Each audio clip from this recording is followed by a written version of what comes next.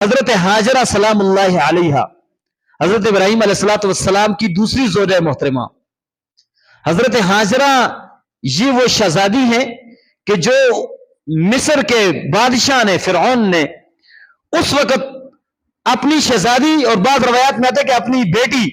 حضرت ابراہیم علیہ السلام کو تحفے میں دی تھی۔ اور جب انہوں نے حضرت ابراہیم علیہ السلام مصر کے قریب سے گزر رہے تھے، ان کے ساتھ آپ کی زوجہ اول حضرت سارہ تھی،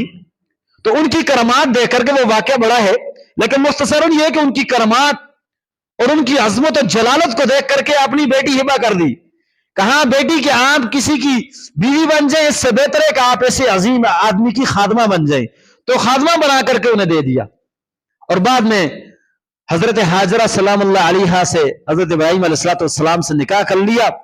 اور پھر وہ اتنا لمبا سفر کر کے اپنے بیٹے کو لے کر کے وہاں آئی، اور وہاں جب بیٹا رکھا تو آپ نے اپنے بیٹی کی جان کو خطرے میں دیکھ کر کے آپ نے بغیر کسی سوچے سمجھے اور بے چینی کے عالم میں آپ نے 7 چکر لگا دیے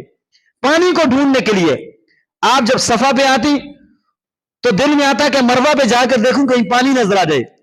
تو درمیانی جو راستہ تھا وہ وہاں سے بچہ نظر نہیں آتا، دوڑ کر کے پھر سامنے پہاڑی پر چڑھ جاتی تھی۔ تو یہ 7 چکر جو پورے کیے تو اللہ تعالیٰ کو اپنی اس بندی کی یہ ادا اتنی پسند آئے گی کہ فرمایا کہ